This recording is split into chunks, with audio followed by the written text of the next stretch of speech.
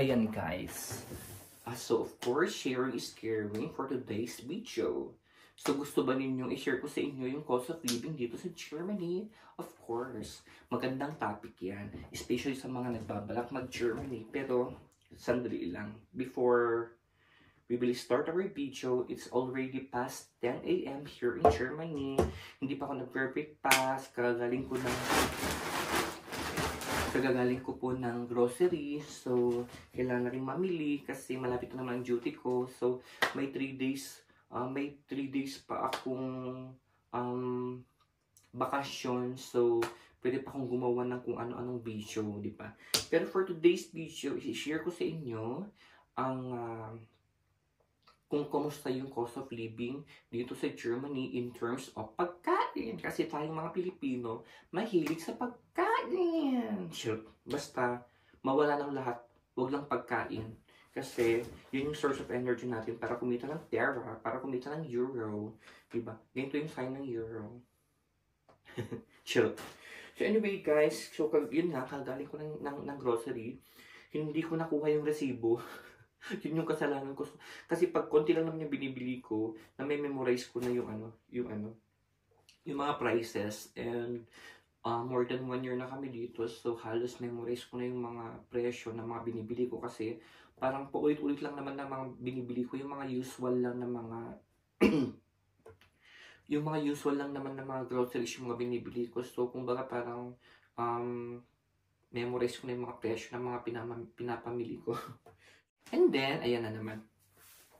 So, of course, bigyan ko muna kayo ng tips bilang isang nanay.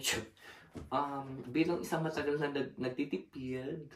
Ang number 1 na tipid tips ko sa inyo, number 1, pak! So, hindi ko na i-edit ito. This is a non-edit vlog, guys. Kasi tinatamad na ako mag-edit-edit. Diyos ko, it will take time. Wag na. So, tip number 1 is, if I were you, kumain kayo, busugin niyo yung sarili niyo bago kayo mag-grocery. Kasi yung brain natin, parang sinasabi niyan is, busog ka pa, gaga, huwag kang gumastos ng pera. So, ayun. So, nakokontrol ko yung sarili ko pag busog ako bago ako mag-grocery. So, kasi kung gutom na gutom kasi ako, parang kung ano-ano yung mga nabibili kong pagkain. So, ayun. So, tip number 2 is, of course, iwan mo yung ATM mo or credit card mo yan kung saan ka napapagastos. Pero thankfully, wala akong credit card. Never pa akong nag-credit card. So, ATM lang yung meron ako. So, effective yun guys. Pag hindi mo dala-dala yung ATM mo, parang nakokontrol din yung yung emotion mo. Nakokontrol yung paggastos mo pag wala kang ATM. So, ayun. Pangatlo is, of course, ano ba yun? Ilista mo kung ano yung mga kulang. Ako kasi, for example, meron pa akong konting mantika doon or asukal na konti. Hindi mo na ako bibili. Saka na ako bibili pag maubos na talaga siya. Kasi malapit lang naman, walking distance lang naman yung groceries dito. Pang-apat is huwag kang magdala ng malaking cash. Okay? Konti lang yan. Basta kung ano lang yung nalista mo, yun lang yung kunin mo. Sigurado yan, makokontrol mo yung paggastos mo. At saka, ano lang din pala, FYI, ang kagandahan dito sa Germany, ay dito sa amin, dito sa place namin guys, is, ano ba yan, hindi na namin kailangang, wala kaming choice kundi maglakad pala. Kasi wala namang public transportation dito, like tricycle or something man lang na convenient na transportation. Pero no need kasi parang 10 minutes lang naman yung walking distance lang talaga siya. So 10 minutes lang yung lalakarin namin. So nakakatipid kami sa pamasahe, di ba? So ayun, 1 point yun sa amin kasi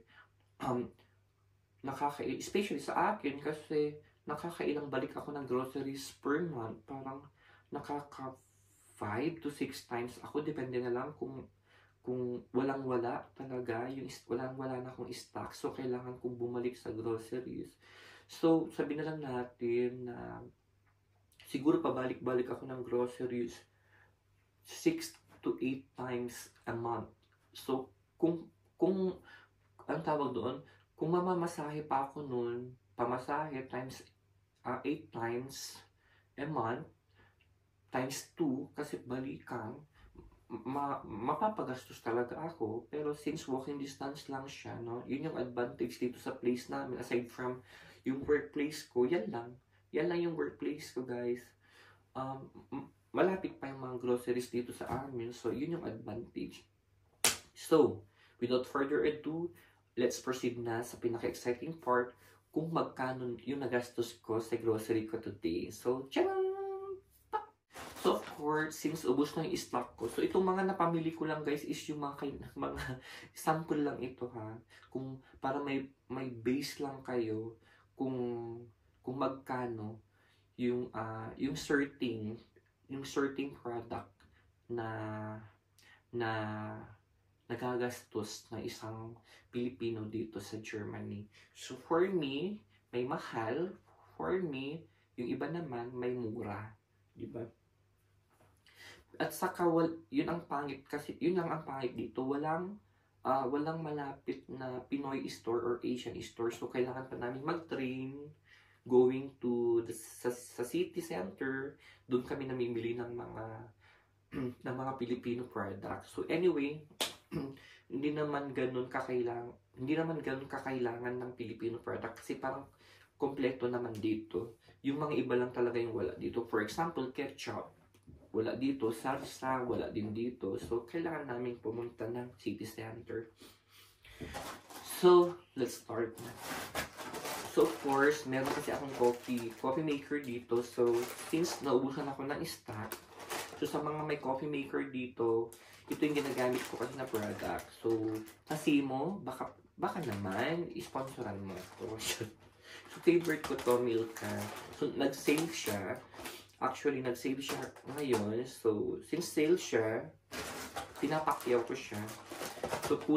So, kulang yung budget ko kanina. So, na-control ko yung sarili ko kasi kung marami akong pera na dinala, papakyawin ko na naman sana yung 10 pirasong ganito. Pero since wala akong dalang pera, konti lang.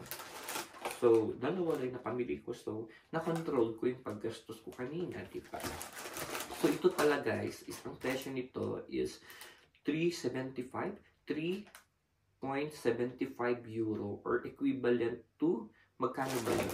Wait lang ha, edit ko to mamaya. So yan guys. Welcome back again. So mag-compute tayo para may idea kayo. So ito for example, ang original price nito is 5.75 euro ata or something like that one. So ngayon, nag-sale siya. So 3.75 euro na lang yata siya ngayon. Basta 3 point something. So i-times natin siya. 3.75, sabihin lang natin, times, for example, 60 euro yung palitan ngayon. Diba? In pesos, 225 pesos. Mahal pag i-convert mo talaga. Pero hayaan mo na, huwag kang mag-convert. Ang tip dyan guys, para hindi sumakit yung ulo ninyo, huwag na huwag kayo mag-convert from your current currency to Philippine pesos. Kasi sasakit ang ulo mo guys. Bumili ako ng sili. So, buti na lang may sili dito kasi magsisigang pa yung mamaya. So, ayan. Yan. Fresh na fresh. Ang sasarap. Very fresh talaga. Very organic yung mga gulay nila dito. So, ito, I guess, napamili ko to ng parang 1 euro. Something like that one. Sabihin lang natin na 2 euro. So, 120 pesos. So, ito naman. Ito yung pinaka-favorite ko kasi yogurt. Ito yung mga yogurt. Ito yung mga yogurt nila dito. Ang lalaki guys. Ito yung pinaka-favorite ko kasi per ganito is may mga flavor siya. May mga mango flavor pa yata. Tapos may mga cinnamon flavor ba yun. Ito kasi ngayon is Heidelberg berry or ano ba yan? Basta favorite ko to. I think around 2 euro ata to. Hindi ko naman. Basta something like that one. 2 point something euro or 1 euro. So mga 120 or 150 kamo. 150 pesos in euro. O diba? Mura na rin. And then, bumili ako ng sun protecting lotion ko kasi mainit na dito. So, kailangan nating protectionan yung ating skin. Parang ang init-init naman dito. Actually, hindi ganun kainit dito, guys, ha. Malamig pa siya. So, itong Nivea Maganda kasi skin ko to. Mabango siya tapos hindi siya sticky. So, 50 SPF. So, 9. Mga 9 euro ang nabili ko to. Parang 8.45 euro ito. So, i-convert natin. Actually, pag i-convert mo siya, mahal talaga. Kahit sabi mo, 60. 507 pesos. So, kayo na magsasabi kung mahal ang cost of living dito. And then, bumili ako ng pinya kasi pag ganito na merong mga pinya, i-grab na natin kasi dito kasi sa Germany, hindi ganun ka-usual magka-available ang pinya sa mga grocery stores. So, ibig sabihin for me, pag may ganito na, mura na siya. I mean, nagmumura siya. So, ang pagkabili ko yata nito is parang 3. Sabi mo mga 3 euro na lang ito. Kasi 2 point something yung pagkakita ko dun sa screen ng cashier kanina. So, mga 3. So, mga 180 euro. Perfect. Okay na. And then, of course, meron ding pakwan. So, very fresh pa ito. So, kailangan natin ng prutas ngayon kasi nga, ang init. So, ito guys, may presyo na siya. 2.57 euro. So, equivalent to, sabihin mo na lang na 180 euro. O, diba? Parang 1/4 lang ata ito. 180 euro. Okay na din. Perfect. And then, of course, nawalan na ako ng stock ng milk. So, ganito yung mga gatas nila dito. Diba? Ang sasarap ng mga gatas dito, guys. Ito, nabili ko siya ng 1.85 euro yata. So, sabihin mo na lang na 2 euros. So, around 120 euro. Oh, okay na rin. Diba? And then, gagawa ako mamaya ng pasta ko. So, bumili ako ng condensed milk. So, 2 point plus ito naman. So, mga 1.8. Grabe, nung mahal, diba? Pag i-convert mo into pesos, meals, ganito yung kondensada nila dito, guys. So, 180 ka mo na lang pesos. Diba? Pag sa Pilipinas, nakadalawang ganito ka na sana. Pero, yan talagang buhay. And then, bumili ako ng oregano kasi pang pasta ako mamaya. So, ito, may mga malalaki pa silang mga naka-plastic. Malalaki. Pero hindi ko naman makakonsume yun. So, ganito na lang. Yung malaki kasi 6 point something euro. So, ito lang kasi 2 point something euro. So, mga 180 pesos. So, kayo nang bahalang manghusga kung tolerable pa ba ang cost of living dito. And then, ito, paprika. So, bumili ako ng paprika kasi favorite ko to pang seasoning, so whatever, kasi I love spicy food. So, yun lamang po. So, tanungin natin kung magkano lahat-lahat itong napamili ko. Lahat po ng napamili ko is worth of 65 euro. Kasi may supli pa ako doon kanina na parang 50 cents. So, sabihin mo na lang na 64 euro, mga ganun, something like that one. Tama ba? 60 plus euro. Oo. Kasi hindi na lang ako kanina 65 euro lang. So, at least na-control ko yung sarili ko. So, tignan mo, ganito lang, pero 65 euro. Pero, mga kailangan ko tong mga to. Wala kayong nakitang mga ibang produkto. Mga pagkain talaga yung priority ko dito sa Germany. So, ayan. So, sharing is caring. Hopefully, nag-enjoy kayo sa ating video for today. So, kayo namang musga kung mura or mahal ang cost of living dito sa Germany. So, ito yung pinaka-latest, guys, ha. Pero, may mga grocery kasi na medyo may mas mura naman. Pero yung napuntahan ko kasi kanina, hindi iyon yung usual na grocery na pinupuntahan ko. Kasi, mas mura yung sa kabila. Dito kasi, medyo mahal siya. Pero okay na rin, di ba? At least naman, usually itong mga to, usually good for 1 week ko na itong mga to. Di ba? So, to disclose, ang nagagastos ko sa grocery per month, sa pagkain guys, is binabudget ko weekly ang 70 euro. So, 70 times 4, sabi mo na lang na 300 euro, 300 to 400 euro, yung nagagastos ko per month sa pagkain. Okay? So, depende na lang kung may gusto pa akong bilhin. So, binabudget ko talaga. Kasi nagpapadala pa ako sa Pilipinas ng savings ko, ganun.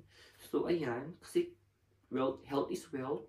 Pagkain is importante. Hindi ka naman pwedeng hindi kumain kasi kumikita tayo ng pera. So, kailangan nating gumastos for food. So, ayan. Let's invest for our health, guys. So, wag mong tipirin yung sarili mo sa pagkain. So, ayan. Thank you so much for watching. So, binigyan ko lang kayo ng idea kung kumusta yung cost of living dito sa Germany. Okay, so next time ulit. Thank you so much for watching.